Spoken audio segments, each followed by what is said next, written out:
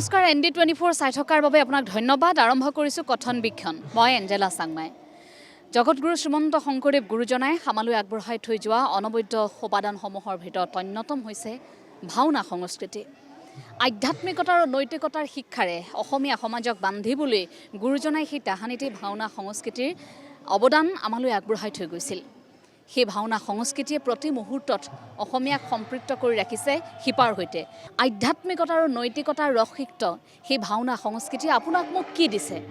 এই মনুষ্য জাতিয়ে ধৰ্ম অধৰ্মৰ যুঁজৰ পৰা শিকিবলগীয়া কি আছে? সত্য অসত্য যুঁজৰ পৰা শিকিবলগীয়া কি আছে?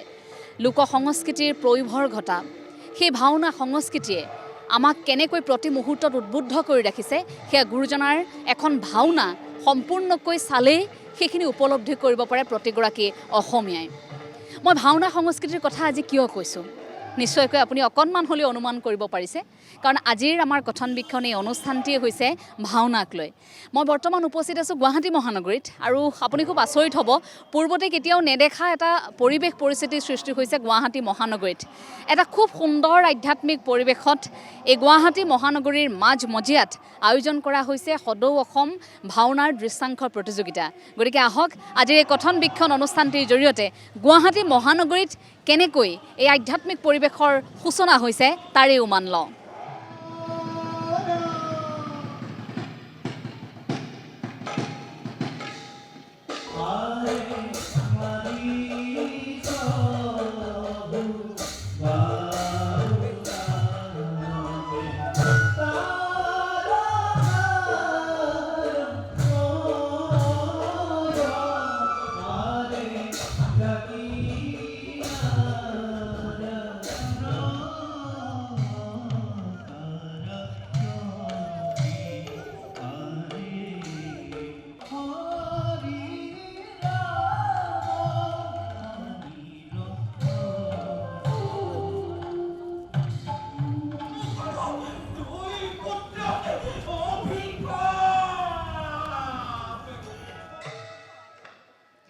বাঁহ, বেত আৰু ইকৰাৰ নৰা, খেৰ এইবোৰ ব্যৱহাৰ কৰি সাজি উলিওৱা এটা খুব সুন্দৰ বাটচৰা।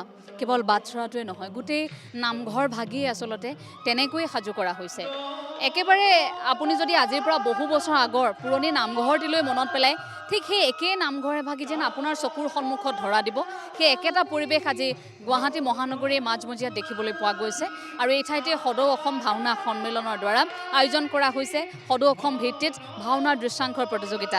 আৰু দুয়ো কাষে এনেধৰণে দুগচি বন্তি জ্বলি উঠিছে। আমি যে ঈশ্বৰৰ কাষলৈ যাওঁতে মনতে কওঁ, জয় বিজয় দুজন দৌৰি আমি প্ৰভু ভগৱন্তৰ কাষলৈ আহিছোঁ, আমাক বাট এৰি দিয়া। ঠিক তেনেকৈ এটা আধ্যাত্মিক পৰিৱেশ আপুনি দেখিব। দুয়োগৰাকীৰ অনুমতি লৈ যেন আমি সেই গুৰুগৃহৰ ভিতৰত প্ৰৱেশ কৰিম। আৰু দুয়োফালে ধুনীয়াকৈ দুভাগী প্ৰতিমূৰ্তি আমি দেখিবলৈ পাইছোঁ। হনুমানৰ প্ৰতিমূৰ্তি আৰু আনফালে এয়া গৰুৰ মূৰ্তি দেখিবলৈ পোৱা গৈছে, গৰুণ্ড পক্ষীৰ প্ৰতিমূৰ্তি। আৰু এনেকৈয়ে খুব সুন্দৰকৈ পুৰণি যি আমাৰ নামঘৰৰ আভাস আছিল সেইখিনি ইয়াত সুন্দৰকৈ দাঙি ধৰিবলৈ চেষ্টা কৰা হৈছে। আটাইতকৈ ডাঙৰ কথা, ইয়াত পৰিৱেশ প্ৰদূষণৰ প্ৰতি খুব গুৰুত্ব ৰখা হৈছে, যাতে প্ৰদূষণমুক্ত সামগ্ৰী ব্যৱহাৰ কৰা হয়। তাৰ বাবে হয়তো আৰু বেছি সোণত সুৱগা চৰা হৈছে এই মঞ্চভাগি।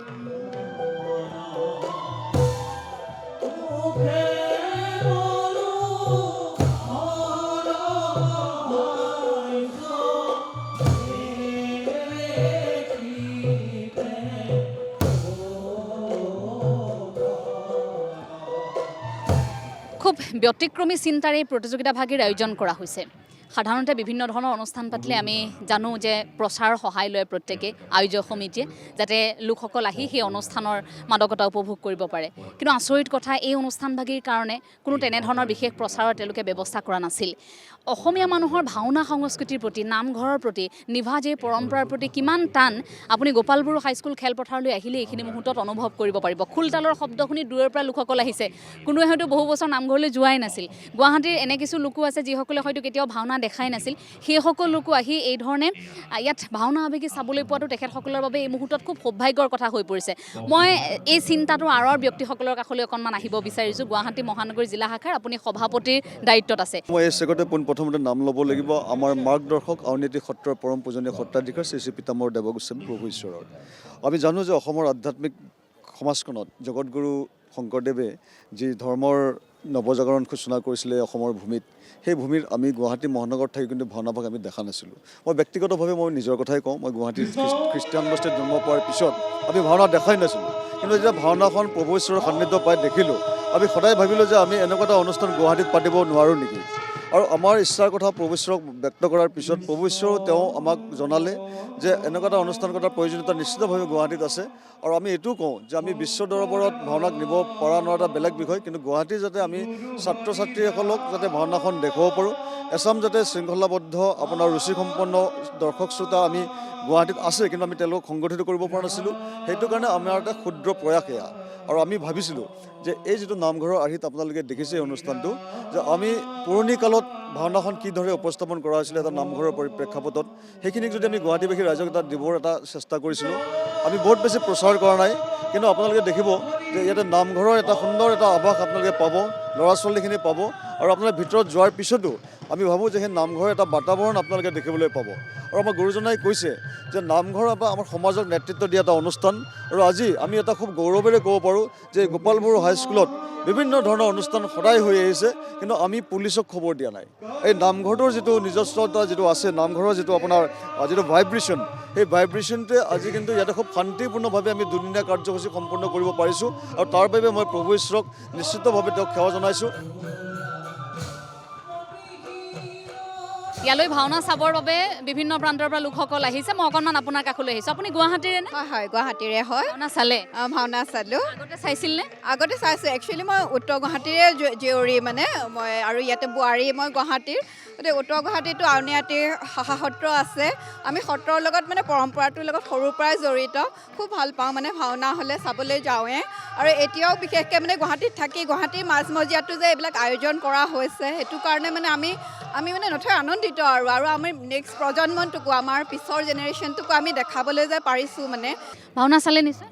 চালোঁ। লাগিলে? ভাল লাগিলে।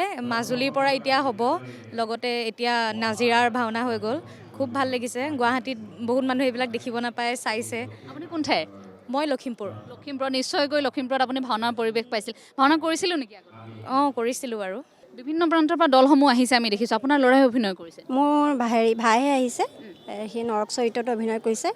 তাৰপিছতে আমাৰ টীমটো নাজিৰা, গতিকে মই গুৱাহাটীতে আছিলোঁ, সেই খবৰ পাই আহিলোঁ। যথেষ্ট ভাল লাগিছে, আপোনাক লগ পাই বিশেষ বেছি ভাল লাগিছে। ধন্যবাদ। ভাওনাখন চাইছে? চাইলোঁ অলপ। কেনেকুৱা লাগিছে? ভাল লাগিছে। আগতে ভাওনা চাইছিল নিশ্চয়? নাই, সেনেকৈ চোৱা নাই ভাওনা। আপুনি কোন ঠাইৰ? মই ইয়াতে থাকোঁ, হেঙেৰাবাৰীতে। গুৱাহাটীতে জন্ম, গুৱাহাটীতে ডাঙৰ? গুৱাহাটীত নহয় মোৰ জন্ম, পাঠশালা। পাঠশালাৰ? হয়। আমাৰ সিভাগে নাই এইবিলাক বস্তু। সেইফালে ভাওনাৰ চৰ্চা ইমান নাই? নাই, চৰ্চা নাই, সেইকাৰণে দেখা নাছিলোঁ। হয়। এইবাৰ প্ৰথম চাইছে নেকি আপুনি? প্ৰশ্ন চাইছোঁ। ভাল লাগিছে? ভাল লাগিছে চাই।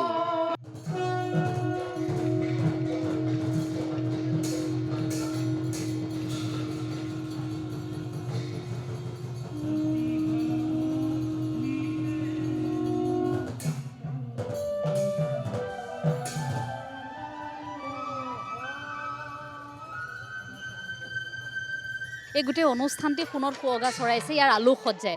গতিকে বাঁহ বেতৰ যে কাৰুকাৰ্য আপোনালোকে দেখিবলৈ পাইছে, তাৰ অন্তৰালত থকা ব্যক্তিগৰাকীৰ সৈতে মই অকণমান কথা পাতিব বিচাৰিছোঁ। আপোনাক আমাৰ অনুষ্ঠানৰ মাজলৈ স্বাগতম জনাইছোঁ। ইমান সুন্দৰ এক পৰিকল্পনাৰে এই কামখিনি কৰিলে, মোক অকণমান জনাওকচোন কেনেকৈ এই চিন্তাধাৰা মনলৈ আহিল? নাই, আমি যিহেতু আমি ভাওনা কৰিম, নামঘৰ এটা খুব প্ৰয়োজন। আৰু নামঘৰটো কৰিবলৈ নামঘৰ যিখিনি আহিলা পাতি লাগে, গোটেই আমি মঞ্চ কৰিছোঁ, কিন্তু হেৰি নহয় যে ভাওনাৰ কাৰণে আমাৰ থলীহে বা এখন আমাৰ ভাওনাৰ প্ৰচাৰ। এই ভাওনা আজি নহয়, মই প্ৰায় 30 বছৰ 40 বছৰ আগৰ পৰা কৰি আহিছোঁ। আৰু এনেকুৱা নামঘৰটো মই বহু বছৰ সাজিছোঁ। আৰু সেইকে মই এইটো ভাবোঁ, ভাওনা কৰিলে বা সেই সাজপাৰ বা দৃশ্য সজ্জা নাইবা আমাৰ যিখিনি আমাৰ ইয়াৰ আহিলা পাতি লাগে, সেইখিনি থকাটো দৰকাৰ। আৰু সেইখিনি আমি কৰিবলৈ চেষ্টা কৰোঁ। নুৰুদ্দিন আহমেদ ডাঙৰীয়া কুটীৰ শিল্পত অত্যন্ত পাকৈত আৰু খুব নিখুঁতকৈ আপুনি কামবোৰ কৰে। ইয়াত প্ৰৱেশ কৰা প্ৰত্যেকগৰাকীয়ে কিন্তু সেই অনুভৱটো কৰিব পাৰিছে যে পুৰণি যেন নামঘৰ ভাগি তেওঁলোকে দেখা পাইছে। এইখিনি ক্ষেত্ৰত আপোনাৰ নিশ্চয়কৈ বহুখিনি কষ্ট হৈছিল। হয়, কিমান দিন লাগিল সাজি উলিয়াওঁতে? মই ইয়াতে আমি 9 তাৰিখৰ পৰা আৰম্ভ কৰিছিলোঁ, আৰু আমি এই কামটো কৰিবলৈ 8 দিন বা 10 দিন সময় লাগিছে। এইখিনি আমাৰ অসমীয়া ল'ৰা গোটেইখিনি থলুৱা শিল্পী আৰু থলুৱা মোৰ যিখিনি বনোৱা আছে সকলোখিনি লাগি থাকিব। আৰু সঁচাকৈ যেতিয়া নামঘৰ এটা কাম কৰোঁ, সেইটো পবিত্ৰ মনে কৰে। আৰু দুটা কথা মই ইয়াত কৰোঁ যে নামঘৰটো আমি নামঘৰ যেতিয়া স্থাপন কৰোঁ আমি লাই খুঁটা স্থাপন কৰিমেই আৰু দ্বিতীয়তে যেতিয়া মোৰ নামঘৰ গুৰু আসন স্থাপন কৰোঁ বা এই গুৰু আসন ভাগ মোৰ নিজা সেই আসনখন স্থাপন কৰি প্ৰত্যেকখন ভাওনাতে মই তাৰ যিটো প্ৰতিষ্ঠা আমি যিখিনি হেৰি লাগে মানে মাহ প্ৰসাদ লাগে বা যিখিনি অৰিহণা লাগে সেইখিনি আমি দিবলৈ চেষ্টা কৰোঁ আৰু দি আহিছোঁ আজি ইমান বছৰে। আমাৰ ইয়াৰ প্ৰথম প্ৰচেষ্টা আছিলে আমাৰ শ্ৰী শ্ৰী পীতাম্বৰ দেৱগোস্বামীৰ তত্বাৱধানত তেখেতৰ আশীৰ্বাদ পুষ্ট হৈ আমি এইখিনি কাম কৰিবলৈ লৈছোঁ। ৰাইজৰ সহযোগিতা পাইছোঁ, আপোনালোকৰ পৰা সহযোগিতা পাই খুব ভাল লাগিছে। ধন্যবাদ। ভাবেনে অসমত ভাওনাৰ প্ৰতিযোগিতাসমূহ সদায় নামঘৰত এনেকৈয়ে হ'ব লাগে? মই তেনেকেই ভাবোঁ, কাৰণ আমাৰ নতুন প্ৰজন্মই এইবিলাক বস্তুৰ পৰা একেবাৰে আঁতৰি গৈছে। তেখেতসকলক আমি এই বিষয়টোত আমি সোমোৱাবৰ কাৰণে, মনোনিৱেশ কৰিবৰ কাৰণে আমি চেষ্টা কৰিব লাগিব। নহ'লে এটা সময়ত আমি এই ভুলবিলাক আমি নিজে অনুতপ্ত হ'ব লাগিব। খুব সুন্দৰ প্ৰচেষ্টা, আমি অভিভূত হৈছোঁ আৰু ইয়ালৈ যিসকল লোক আহিছে তেওঁলোকৰ মুখতো আমি সেই অভিভূত হোৱা আমি চিন দেখিবলৈ পাইছোঁ। প্ৰথম শ্ৰেষ্ঠ নাটক চক্ৰবেহু অভিমন্যু, মণিকাঞ্চন ভাওনা দল আমগুৰি।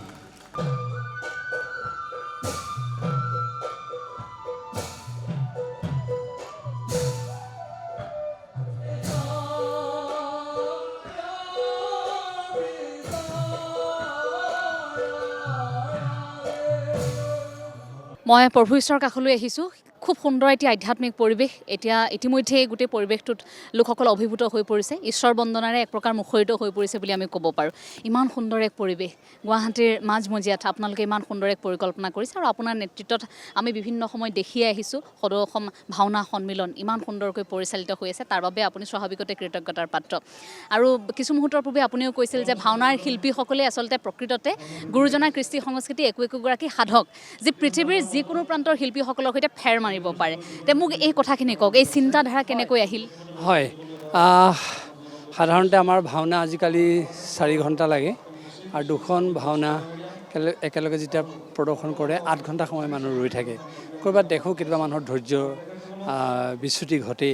সেয়ে আমি সদৌ অসম ভাওনা সন্মিলনৰ অন্যতম শাখা গুৱাহাটী মহানগৰ সন্মিলনৰ আমি আশ্ৰয় লৈছিলোঁ আৰু তেখেতসকলক সেই প্ৰস্তাৱটো দিছিলোঁ যে 40 মিনিটৰ ভিতৰত ভাওনাৰ দৃশ্যাংশ প্ৰদৰ্শন কৰিব পাৰে নেকি।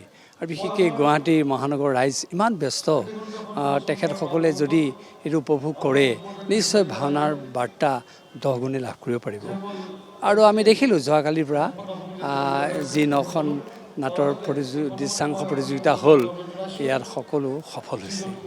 আৰু তাত আমি এইটো কথা অনুভৱ কৰিছোঁ যে পুৰণা আমি যি গীত মাত বিচাৰিছিলোঁ, ৰাগ সুৰ সঞ্চাৰ বিলাপ, সেইবিলাক এই প্ৰতিযোগিতাৰ যোগেদি পুনৰ উদ্ধাৰ হৈছে, যিটো আমাৰ প্ৰতিযোগিতাত আজিকালি নোহোৱা হৈছে। প্ৰতিযোগিতা বুলি কোৱাৰ লগে লগে ৰাইজৰ সেইটোৰো অভিযোগ আছে যে অতিৰঞ্জিত হ'বলৈ আৰম্ভ কৰিছে ক'ৰবাত।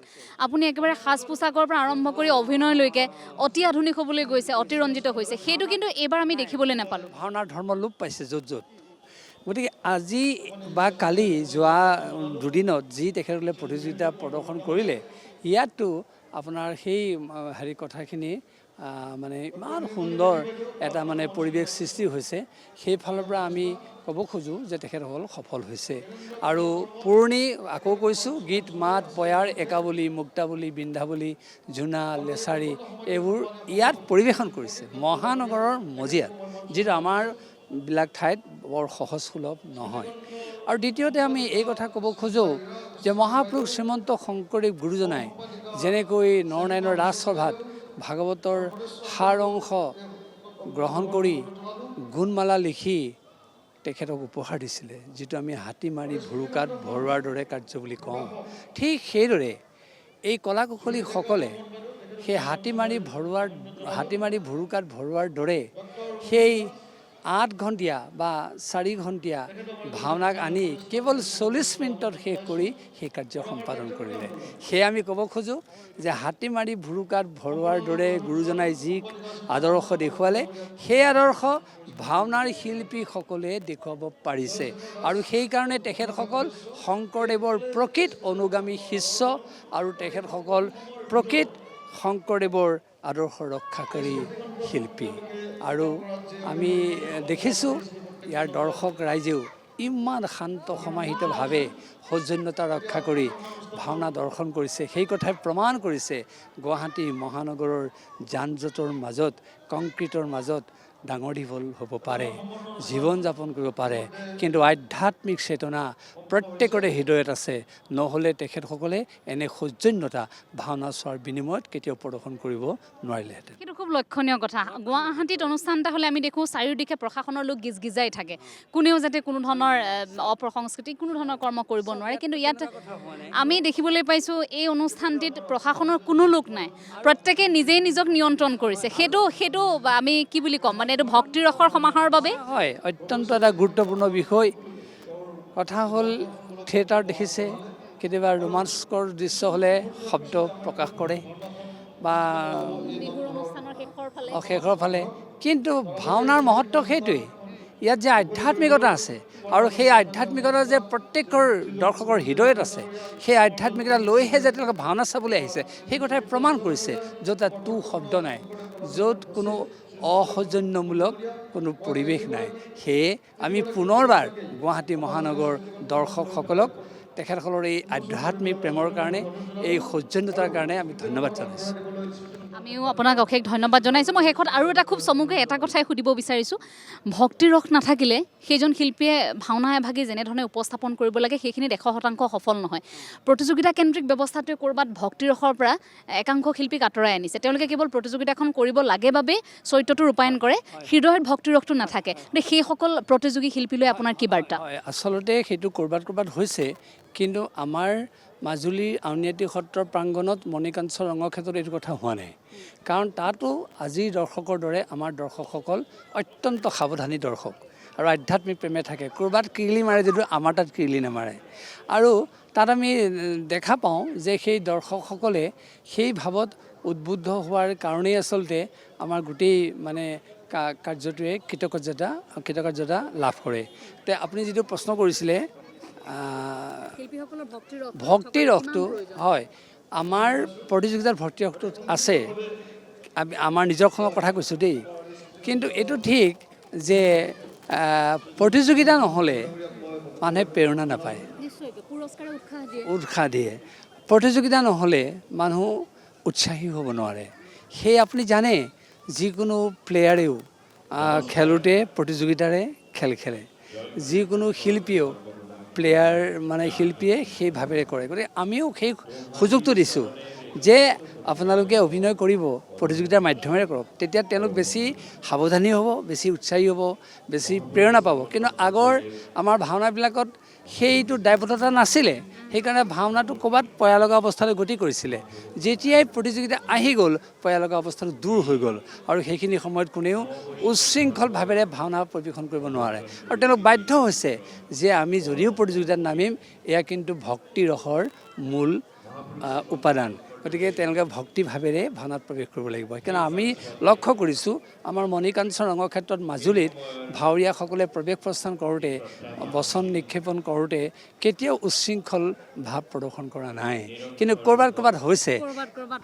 আমি সেইটোকে আজি শিল্পীসকলৰ প্ৰতি আমি আহ্বান জনাম যে ভাওনা ভক্তি ৰসৰ মূল আধাৰ। প্ৰতিযোগিতাৰ যোগেদি দৰ্শকক আকৰ্ষণ কৰিবলৈ গ'লেও আপোনালোকে ভক্তি ৰসৰ পৰা আপোনালোক কেতিয়াও বিতাড়িত নহ'ব, আৰু তেতিয়াহে ভাওনা সফল হৈ থাকিব। কেইটা দিনৰ পৰিকল্পনা গুৱাহাটীত, নে কেতিয়ালৈ উভতিব মাজুলী? অহা কালিলৈকে আছোঁ, পৰহিলৈ যামগৈ। স্বাস্থ্য কেনেকুৱা, ভালে আছে? বৰ্তমান গোবিন্দে ভালে ৰাখিছে, নিশ্চয় সদায় দিব সকলোৱে। আৰু আপোনালোকৰ যথেষ্ট ইয়াত আপোনালোকৰ সহযোগিতা দেখিছোঁ। এই ভাওনা গুৱাহাটী নগৰ সন্মিলনে যদিও এয়া কৃতজ্ঞতা লাভ কৰিছে, কিন্তু আপোনালোকৰ সহযোগিতা মই দেখিছোঁ, আপোনালোকৰ সহযোগিতা আৰু ৰাইজৰ দৰ্শকৰ সহযোগিতাৰ কাৰণে ই সুন্দৰ সফল সামৰণি পথলৈ গৈ আছে। ধন্যবাদ, সদায় কুশলে থাকক।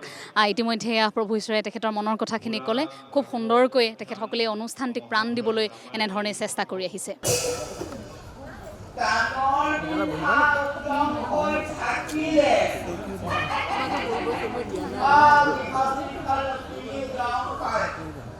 যিহেতু প্ৰতিযোগিতা চলি আছে, মই প্ৰথমে উল্লেখ কৰিছিলোঁ যে বিভিন্ন প্ৰান্তৰ পৰা দলসমূহ আহি অংশ লৈছে এই প্ৰতিযোগিতাত।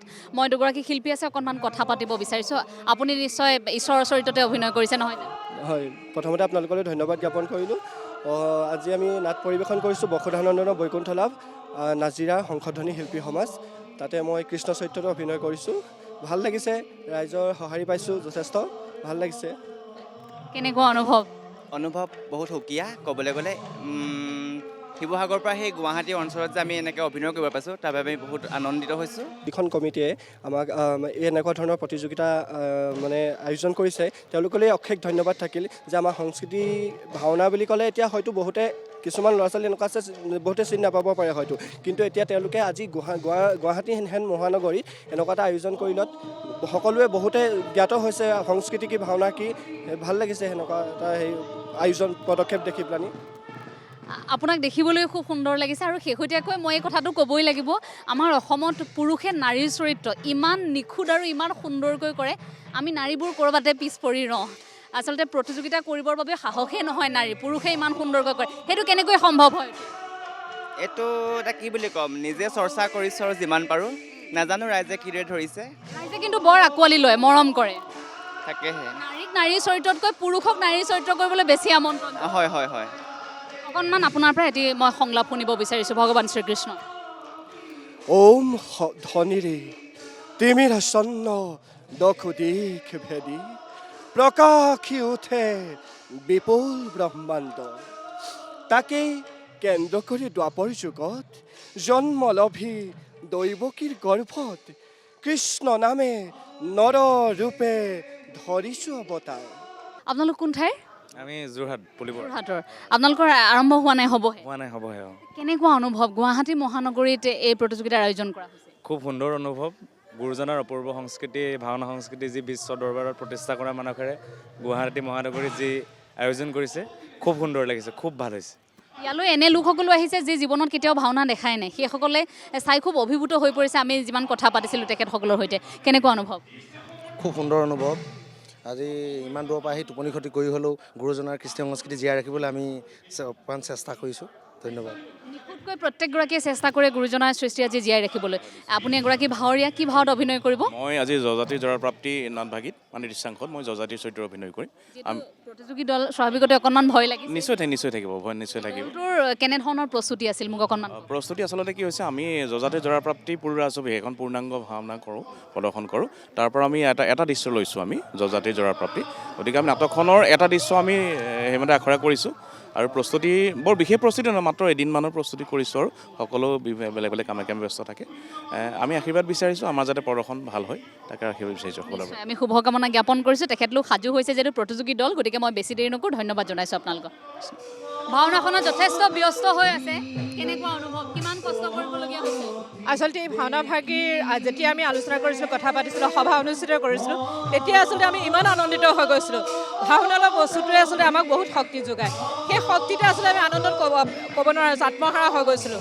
আৰু আজি এই পৰিৱেশত পাই আমি ইমান ব্যক্তি, ইমান দৰ্শক পাইছোঁ, আচলতে আমি ভাগ্যৱান বুলিও ভাবিছোঁ। আৰু এই শক্তি আমাক আচলতে বহুতখিনি জীয়াই ৰাখিছে। আৰু যিহেতু আমি মহিলা, ঘৰৰ বহু কাম বন বাদ দিও আমি আহি পেলাই আজি এইখিনিত উপস্থিত হৈছোঁ। আৰু আমি যেতিয়া ভাওনাৰ কথা কওঁ, বা মই নিজেও ভাওনা কৰোঁ, মহিলা ভাওনা যিহেতু ডিব্ৰুগড়ত কৰি আহিছোঁ যোৱা 6 তাৰিখে, এই ভাওনাৰ শব্দটো কোৱাৰ লগে লগে আমাৰ জাতি, আমাৰ মহিলাসকল বুলি কথা নহয়, পুৰুষ মহিলা উভয়ে আচলতে আমাৰ অসমীয়া জাতিটোৱে বিৰাট মানে আনন্দ পায়। আৰু এই আনন্দত আত্মহাৰাই হৈ আচলতে এইখিনি আজি দৰ্শক পাইছোঁ, আমি দেখিবলৈ পাইছোঁ, এইখিনি আচলতে আমাৰ কাৰণে সৌভাগ্য বুলি কৈছোঁ। আৰু যিটো আমাৰ লগত প্ৰভু ঈশ্বৰ ডক্টৰ পীতাম্বৰদেৱ গোস্বামী প্ৰভু আছে, তেওঁ থকা মানে আমাৰ ওচৰত আচলতে ভগৱান আছে। ভগৱান য'ত থাকে তাত নিশ্চয়কৈ সকলো ভগৱানৰ সন্তানেই হৈ পৰে, নহয় জানো?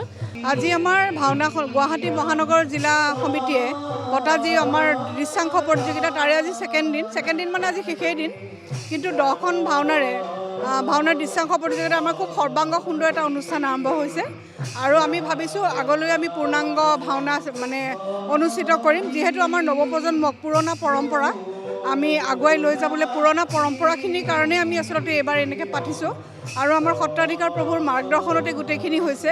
তেখেত আমাৰ কেন্দ্ৰীয় কমিটিৰ সভাপতি, গতিকে তেখেতে আমাক এইটো নিৰ্দেশ দিছিলে যে পুৰণা পৰম্পৰাখিনি আমি অটুট ৰাখিব লাগে। আৰু সেইমতে আমি দলসমূহক কৈছিলোঁ, আৰু তেওঁলোকে যিমান পাৰে পয়াৰ, বিলাপ, চন্দ্ৰাৱলী, মুক্তাৱলী, একাৱলী এইখিনি দি পেলাই গোটেইখিনি কৰিছে। আৰু আমি বহুত আশাবাদী যে আমি ভৱিষ্যতলৈও ইয়াতকৈ আৰু অলপমান ওপৰলৈ গৈ মেলি কৰিবলৈ পাৰিম। আৰু মহানগৰবাসীয়ে আমাক বহুত ছাপোৰ্ট কৰিছে, সহায় সহযোগিতা কৰিছে, আমি বহুত সুখী।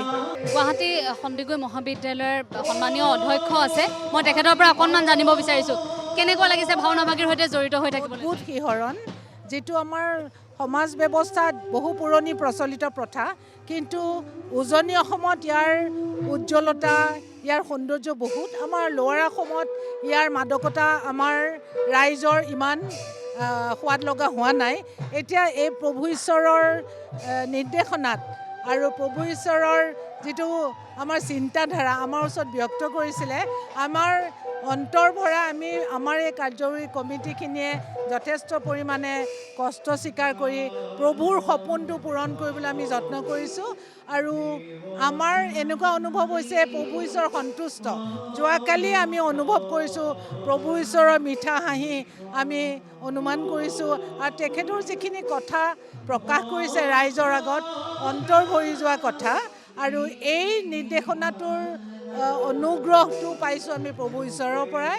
আৰু আপোনালোকেও দেখা পাইছে এই যে সুন্দৰ অনুষ্ঠান হৈ আছে, এই ভাওনাই আমাৰ সমাজখনলৈ কিমান বস্তু আগবঢ়াইছে, অৰ্থনীতিৰ ফালৰ পৰা, সামাজিক ফালৰ পৰা, নৈতিকতাৰ ফালৰ পৰা, তাক প্ৰভুৰ বিশ্লেষণত আমি আটাই গম পাইছোঁ। আৰু সুন্দৰ মেছেজ আমাৰ সমাজলৈ যাব, আৰু আমাৰ উঠি অহা চামে এই প্ৰভাৱত প্ৰভাৱান্বিত হৈ আমাৰ এখন শৃংখলাবদ্ধ সমাজ গঢ়ি উঠাত সহায় হ'ব বুলি আমি আশা প্ৰকাশ কৰিছোঁ। আৰু আটাইৰে মংগল কামনা কৰিছোঁ এই ভাওনা ভাগিৰ যোগেদি। সকলো কুশলে থাকক তাৰে প্ৰাৰ্থনাৰে।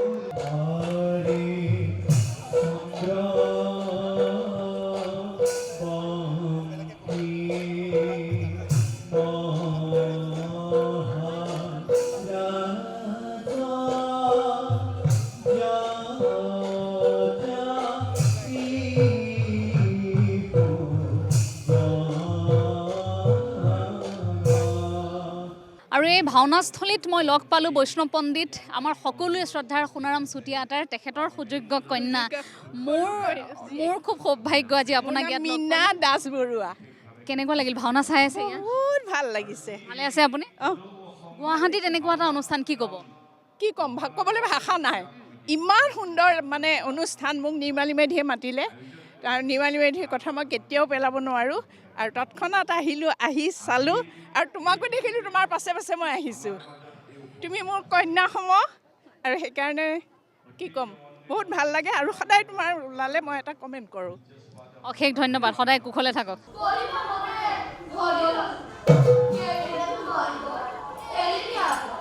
আৰু এনেকৈয়ে গুৱাহাটী মহানগৰীত এই আধ্যাত্মিক পৰিৱেশৰ সূচনা কৰিছে গুৱাহাটী মহানগৰী জিলা সমিতিয়ে। সদৌ অসম ভাওনা সন্মিলন পৰম্পৰা 2025 ইয়াত আয়োজন কৰা হৈছিল। এই অনুষ্ঠানটি ইমান সময় চোৱাৰ বাবে আপোনালোককো ধন্যবাদ জনাইছোঁ। আধ্যাত্মিক এটা পৰিৱেশত বিভিন্ন প্ৰান্তৰ পৰা লোকসকল আহি সমবেত হৈছে, আৰু গুৰুজনাৰ সেই ভাওনা সংস্কৃতিক যেন আকৌ এবাৰ হৃদয়ৰ পৰা উপলব্ধি কৰিবলৈ চেষ্টা কৰিছে। আপোনালোক সকলোকে ধন্যবাদ জনাই কথন বীক্ষণ অনুষ্ঠানটিৰ পৰা মই এঞ্জেলা চাংমাই বিদায় লৈছোঁ। ভালে থাকক সকলো, নমস্কাৰ।